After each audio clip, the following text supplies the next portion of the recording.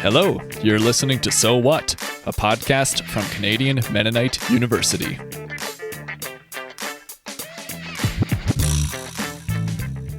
Welcome here. CMU is in Treaty 1 territory, Winnipeg, Manitoba. I am your host, Jonas Cornelson, in Treaty 7, Calgary, Alberta. So What is a show where I talk about what goes on at CMU, and I apply it all to life beyond campus. For this episode, life beyond campus is what it's all about. I met up with some old friends at a class of 2015 and surrounding years reunion. Our organizers, Anna Biglin-Pritchard and Rachel McEwen, had invited me to bring my microphone and ask our peers how their time at CMU resonates in their lives now. Going in, I had a hard time narrowing down a theme to collect stories on. And then, as I was doing my first interview, it hit me. Being in PLD actually was like a shortcut to higher level design thinking that I don't think I would have gotten if I had gone to design school. This is Matt Veith, class of 2013, and PLD, Participatory Local Development, is a course you might not find on the resume of most graphic designers, but it changed the way that Matt approaches his work in that field. We'll get more into how that happened, but this example gets at something about CMU that I've been thinking about since, well, my last couple of years there. See, there's a question we all probably got around the time we were graduating. What are you going to do with your degree? To me, that question feels transactional, like what job can you get? I actually talked about this when I spoke at graduation in 2016. I wanted to focus more on the skills, relationships, and ways of thinking that we had learned throughout our university experience. I thought the process of studying at CMU, how we learned as well as what we learned, was possibly even more important than the degrees we got in the end. Coming back to campus almost 10 years later for this reunion, I had a chance to compare my thoughts from back then with what some of my peers are doing now. And the way that Matt talked about the huge impact of an international development studies course on his graphic design work made me think I was onto something. But don't take it from me. Listen to Matt. I can actually tell you exactly how this connection has gone for me between the work, what I studied at CMU and how I work. And it's not just something that's made my work better. It's actually, in some ways, complicated my work. For the better, but it's complicated it. When I took Participatory Local Development with Kenton, it opens your mind up to the fact that anything that can be done in a community, for a community, should also be done by the community. Like, you shouldn't come in with this idea that, like, I'm going to fix you and change you and do something on your behalf. And part of the challenge with design is a field that really prizes expertise. And I have repeatedly found myself in situations where I'm working on creating something for somebody, a client, a community, whatever, and I think about how does this keep living its life in community? How do people care for this thing? How do people take ownership of it? Like if I'm helping a nonprofit design a series of, Instagram posts, this is a very banal example.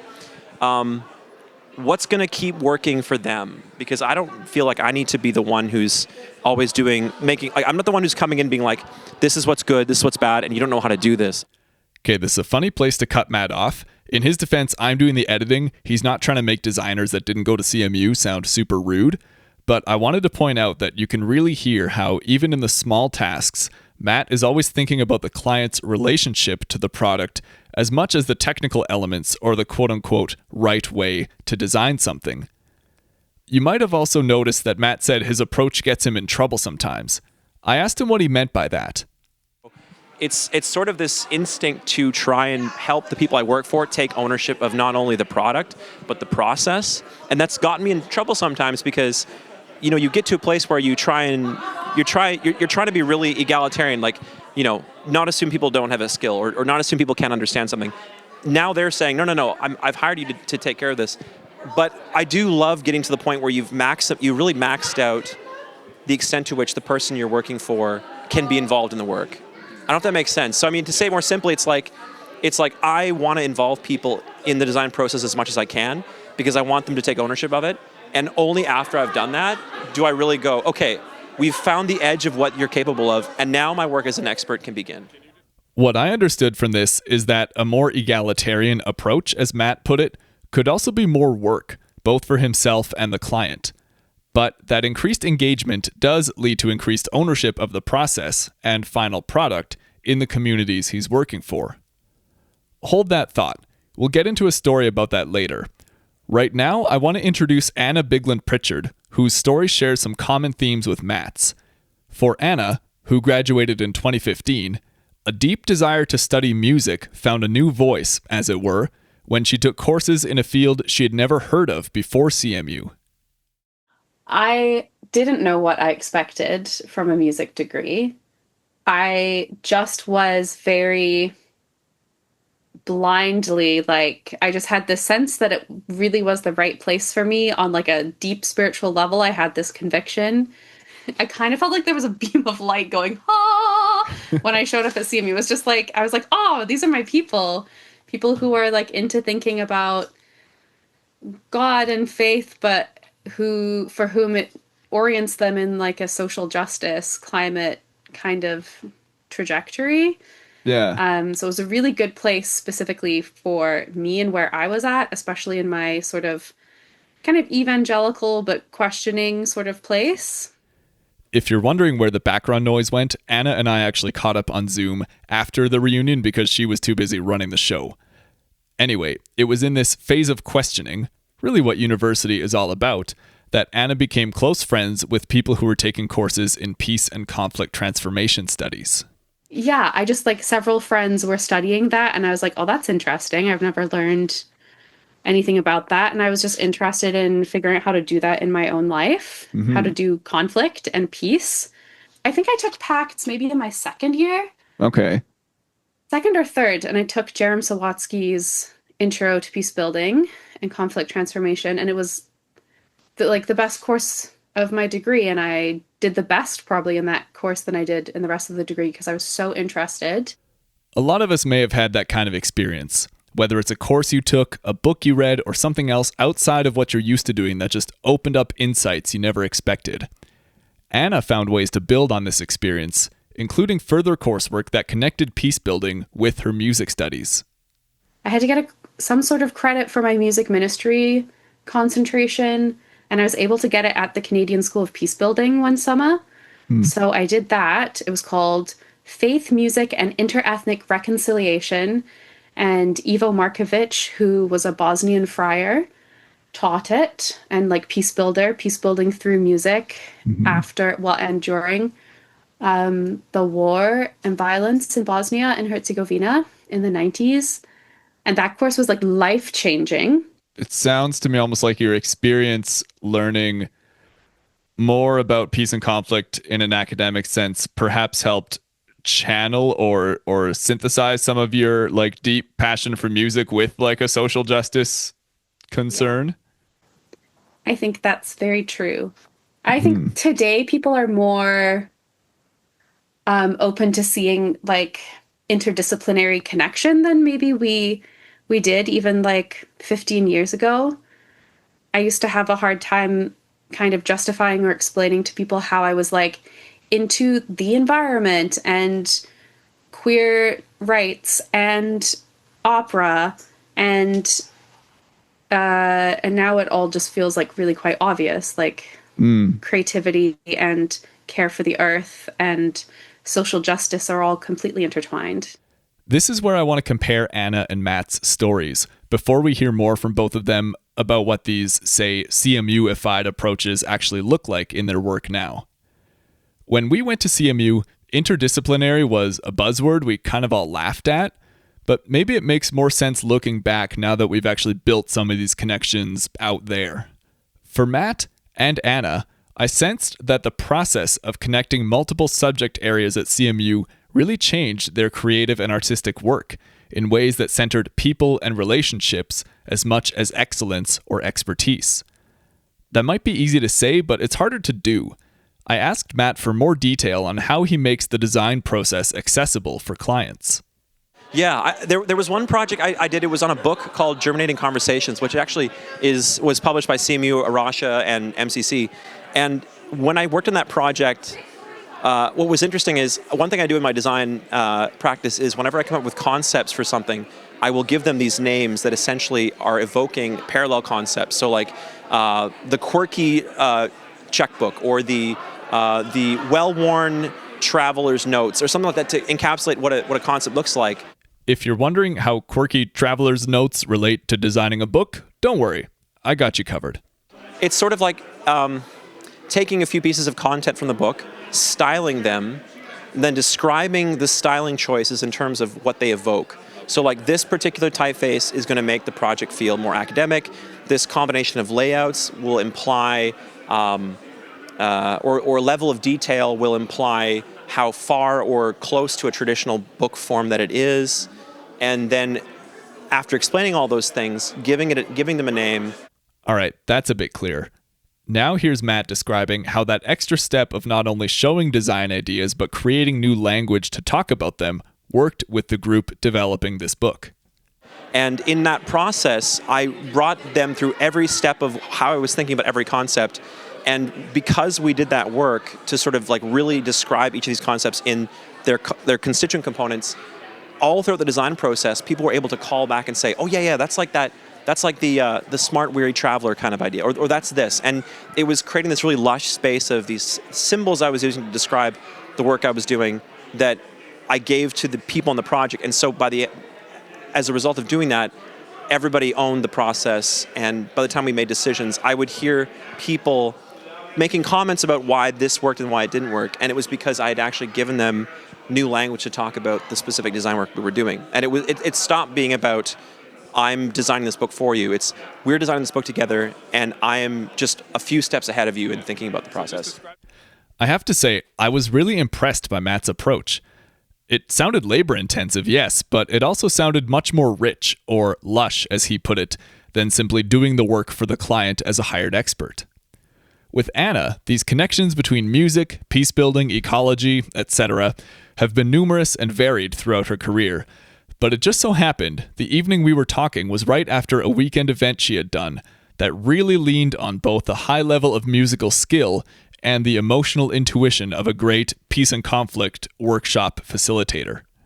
This past weekend, as one of several BC Culture Days ambassadors for 2025, I was hosting a workshop called Creative Care for Eco-Anxiety, a choral collage workshop, which was an expressive arts workshop that was 3 hours long. It was at this beautiful learning gardens school and space called the Horticultural Center of the Pacific in Saanich on the Kwanghan Territory. I live in Victoria.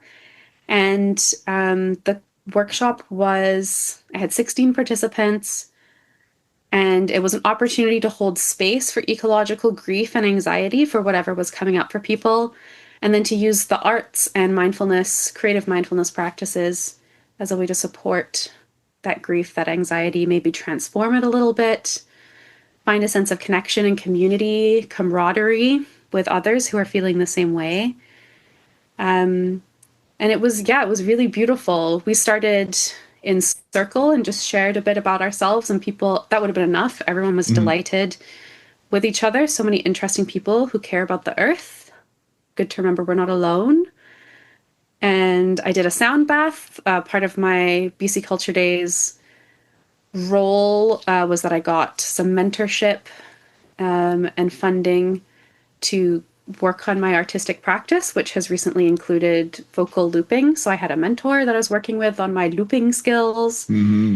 So I did a vocal looping sound bath, and we went sound hunting. Everyone went into the gardens and found a sound, and then we shared our sounds. And then we started doing some deep listening, harmony building, choral collage creating outside. So exploring vocalizations that either were emotional or were imitations of the natural world around us, expressing anxiety or fear or whatever emotions were coming up for people. And then we did a little imagination exercise to envision what we really long for in our relationship with the earth and what our deepest hopes are.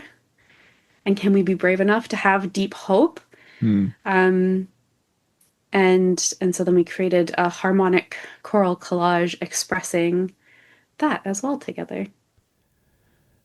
Okay, if some of these things like vocal looping, sound hunting, and harmonic choral collage sound either completely unfamiliar or a bit scary to you, I don't blame you. As I hinted at before, it would and did take years of musical practice to put those kinds of elements in the service of working through ecological anxiety and deep hope. To use a word Matt talked about, expertise. There is a high level of that going on here in what Anna's doing, but it's being used to create an experience with a group of people, not a performance for them as you might expect from a classically trained musician.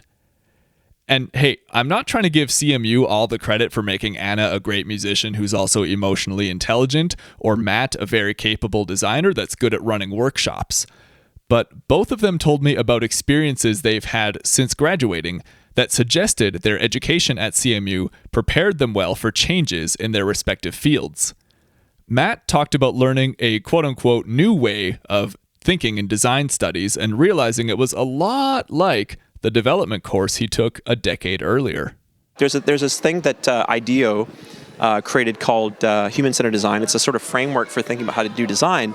And the more you dig into human-centered design, the more you realize it's a form of participatory development. That's what it is. And the design field has been sort of like, especially graphic design, doesn't always lean heavily toward that kind of work because it is very informed by advertising. It's different if you're talking engineering, things like that. But graphic design is a world dominated sort of culturally by the world of advertising.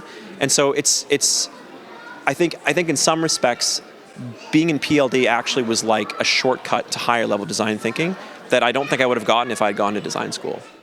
Matt went on to say that people he knows in the field now that went by other avenues didn't really get that same human-centered focus that just sort of came naturally at CMU.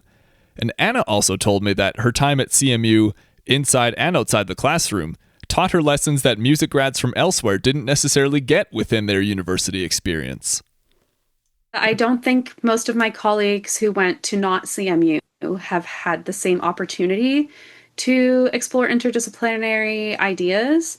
I think I've noticed, since 2020, more opera folks have started to become more conscious and aware of how we are artists and our role can, or in my opinion, should be to bring community connection and also resistance. But I think for a lot of people, it's kind of a new concept. It's not common that in your music degree that you get to learn about peace building and conflict transformation and social justice and environmental stuff. So I think a lot of it was, I didn't take that many PACTS courses, but I was invested and I had community and friends who were really ingrained in that program. And so I learned so much just from those friendships, just from living in residence and being part of the community. What Anna said at the end there, that simply being part of the social fabric of CMU changed the way she looked at things, is something that came up in many of the other conversations I had at and after our alumni reunion weekend. My friend Sean talked about simply being able to form deeper friendships in adulthood because of the late night dorm conversations that fostered a unique kind of vulnerability and connection.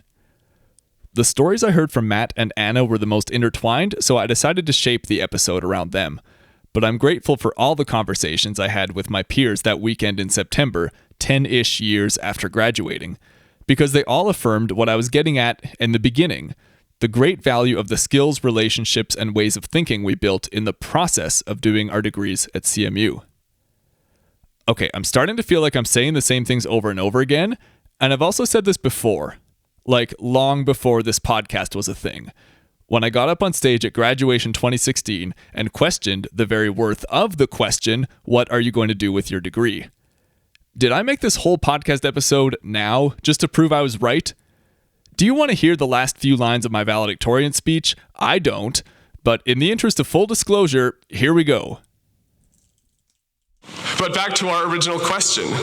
What are you going to do with your degree? If what I've shared so far shows anything, it shows that what we do going forward in all parts of life can't be separated from the knowledge that has grown in us during our time at CMU. Education is a great gift, and we can all respond in gratitude by humbly sharing the knowledge and insight we have gained and receiving from others, by showing love to all of those we meet, living by the Creator's grace, Christ's example, and the Spirit's hope in a broken world. That is what you can really do with a degree. Thanks be to God. Okay, that was all very earnest and theological. Way to go past me. But based on the stories that I heard this past September, 2025, especially Matt and Anna's that I shared today, I still think I was onto something. And if you subscribe to the monthly CMU email newsletter, as I do, you'll also know these stories keep happening. I've read great pieces from current students on the connections between peace building and mathematics, or smart business practices serving the collective good. CMU's changed a lot since we were there, but what makes it special isn't about one course or one group of students or professor or point in time, and that's good to know. This episode wasn't supposed to be like an ad for CMU, but I will acknowledge it's feeling a bit like that. There are, of course, lots of places to find these sorts of cross-disciplinary experiences, and whether or not you're connected to CMU, I'm curious where you found them. Drop me a line on our Facebook page at facebook.com/sowhatpodcast. Thanks to Matt and Anna especially, and to everyone else who talked to me for this episode. Thanks also to Daryl Newstater-Barg at CMU for mixing assistance. Speaking of thanks, this is going to be my last episode for a while. My life has changed to the point where even doing this every 3 months feels like a lot right now. I'm grateful to several folks at CMU who have had a hand in this project. We've published around 30 episodes since 2021. You can head to cmu.ca/sowhatpodcast to hear all those past episodes, and they will also stay available wherever you get podcasts. But most of all, thanks to you for listening. Over these years, I've had lots of encouragement, insightful comments, and relatively few complaints. I appreciate you sticking with me through all kinds of different conversations. I'm sure we'll talk again sometime. My name is Jonas Cornelson, signing off for now. Thanks again.